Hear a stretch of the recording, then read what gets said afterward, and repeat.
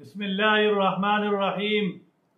حضرت عبداللہ ابن عمر رضی اللہ تعالی عنہ سے روایت ہے، رسول اللہ صلی اللہ علیہ وسلم ہر سنیچر یعنی ہفتے کے دن آپ پیدل چل کر اور کبھی سوار ہو کر مسجد قباء آپ تشریف لے جاتے تھے، اور یہ بالکل قریب ہے، اور اس میں 2 رکعت نماز نفل ادا کرتے تھے۔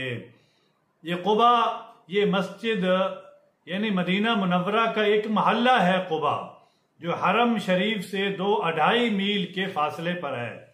جب مکہ معظمہ سے رسول اللہ صلی اللہ علیہ وسلم نے ہجرت فرمائی تو شہر مدینہ میں پہنچنے سے پہلے چند دن آپ نے قباء میں قیام فرمایا، اور اس قیام کے زمانے میں آپ نے اپنے صحابہ کے ساتھ مل کر یہاں ایک مسجد تعمیر فرمائی، اس کو مسجد قباء کہا جاتا ہے۔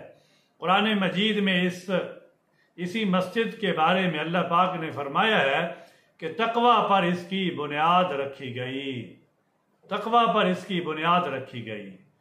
تو یہ مسجد قباء، اس کے بارے میں اور بھی احادیث مبارکہ ہیں کہ 2 رکعت اس میں پڑھنا مقبول عمرے کے بارے میں اس کا ثواب ہے۔